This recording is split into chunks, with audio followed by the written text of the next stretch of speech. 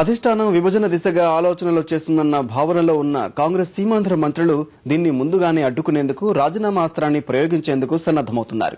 కేంద్రం నిర్ణయం వెలువరించక ముందే అన్నింటినీ త్యజించాలని యోచిస్తున్నారు.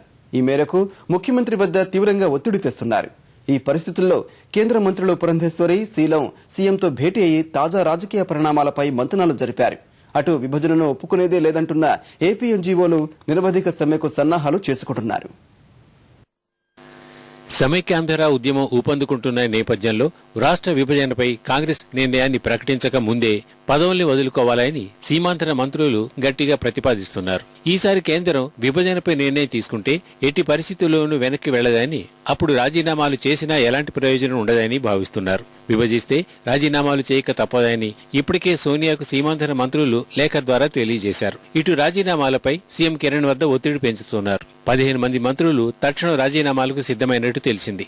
మంత్రి గంట ఆదివారం ముఖ్యమంత్రిని కలిసినప్పుడు పూర్తిగా ఈ విషయంపైనే చర్చించారు. ఇప్పుడే ఎలాంటి నిర్ణయం వద్దని, కేంద్రం ప్రకటన అనంతరం దాన్ని అమలు కాకుండా అడ్డుకునేందుకు అస్త్రంగా ఉపయోగించుకోవాలని సీఎం సూచించినట్టు తెలిసింది. దీనికి గంటా ససేమిరా అన్నట్టు సమాచారం. మంత్రులు శైలజానాథ్, బాలరాజు, గంటా, ఏరాసు, మహేందర్ రెడ్డి, అహ్మదుల్లా శనివారం సీఎంతో సమావేశమై రాజీనామాలకు గట్టిగా ప్రయత్నించగా కొంతకాలం వేచి చూడాలని ఆయన వారించినట్టు తెలుస్తోంది. సంతృప్తి చెందని మంత్రులు ఇవాళ రేపో రాజీనామాలపై తుది నిర్ణయం తీసుకోవాలని భావిస్తున్నారు. అటు విభజనను తీవ్రంగా వ్యతిరేకిస్తోన్న ఏపీ ఎన్జీఓలు, రెవెన్యూ అసోసియేషన్, ఇతర సంఘాల ప్రతినిధులు ఆదివారం మంత్రి గంటాతో సుదీర్ఘంగా భేటీ అయ్యారు. తెలంగాణ ఏర్పాటు దిశగా కాంగ్రెస్ అధిష్టానం స్పష్టంగా ముందుకు వెళ్తున్నందున ఉద్యమాన్ని ఉధృతం చేయనున్నట్టు తెలిపారు. కార్యాచరణపై చర్చించారు. నిరవధిక సమ్మెలోకి వెళ్లేందుకు ఉద్యోగులు ప్రతిపాదించారు. సీమాంధ్ర మంత్రులు, ఎమ్మెల్యేలు తమతో కలిసి రావాలని విజ్ఞప్తి చేసినట్టు తెలిసింది. రాష్ట్రానికి చెందిన కేంద్ర మంత్రులు పురంధేశ్వరి, జేడీ శీలం కూడా ముఖ్యమంత్రితో వేర్వేరుగా సమావేశమై తాజా పరిణామాలపై మంతనాలు జరిపారు. విభజన తప్పనిసరి అయితే హైదరాబాద్ను శాశ్వత ప్రాతిపదికన ఉమ్మడి రాజధానిగా ఉంచాలని కోరాలన్న అభిప్రాయం వ్యక్తమైనట్టు తెలిసింది. విభజనను వీలైనంత వరకు అడ్డుకునేందుకు తీసుకోవాల్సిన కార్యాచరణపై సమావేశంలో చర్చించినట్టు తెలుస్తోంది. రాయల తెలంగాణ దిశగా కాంగ్రెస్ పావులు కదుపుతోందని, దీనివల్ల తెలంగాణ ప్రాంతానికి మరోమారు అన్యాయమే జరుగుతుందని తెరాస అధ్యక్షుడు కేసీఆర్ వ్యాఖ్యానించారు. రాష్ట్రంలో చోటు చేసుకుంటున్న తాజా పరిణామాలపై చర్చించేందుకు కేసీఆర్తో సమావేశమైన రాజకీయ ఐకాస, టీఎన్జీఓ నేతలు ప్రజల ఆకాంక్షతో సంబంధం లేకుండా కాంగ్రెస్ వారి రాజకీయ ప్రయోజనాలకే పెద్దపీట వేసుకునేలా వ్యవహరిస్తోందని ఆరోపించారు. ఆగస్టు 1న ఇందిరా పార్క్ వద్ద నిర్వహించే మహాధర్నాను భారీ ఎత్తున నిర్వహించాలని నిర్ణయించినట్లు తెలిసింది.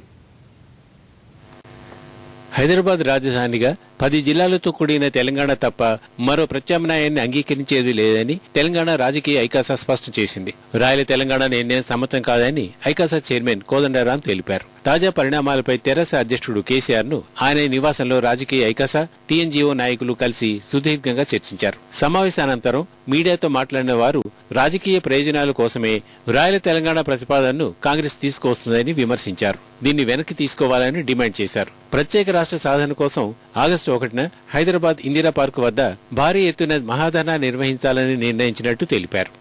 1 నాడు ధర్నా పెద్ద ఎత్తున విజయవంతం చేసుకోవాలని, ఆ ధర్నా ద్వారా ఢిల్లీకి తెలంగాణ ప్రజల ఆకాంక్షల్ని మరొకసారి స్పష్టంగా వినిపించాలని నిర్ణయించుకున్నాం. టీఆర్ఎస్ అధినేత కేసీఆర్ గారితో ఆ ధర్నా గురించి చాలా లోతుగా మేము చర్చించుకోవటం జరిగింది. రాయల్ తెలంగాణ అయినా పర్వాలేదని మాట్లాడుతున్నట్టుగా ఇది ప్రజల సమ్మతం కాదని స్పష్టంగా చెప్పదలుచుకున్నాం. ఆ విధంగా అంగీకరిస్తే మాత్రం అంతకన్నా దురదృష్టం మరొకటి ఉండదని కూడా మేము చెప్పదలిచినాం. ఎట్టి పరిస్థితుల్లో రాయల తెలంగాణకు అంగీకరించవద్దని, తెలంగాణ 10 జిల్లాలతో కూడిన తెలంగాణ హైదరాబాద్ రాజధానిగా మా తెలంగాణ మాకు కావాలనే ఖచ్చితంగా ఢిల్లీలో పట్టుబట్టాలని కూడా వారిని కోరుతున్నాం.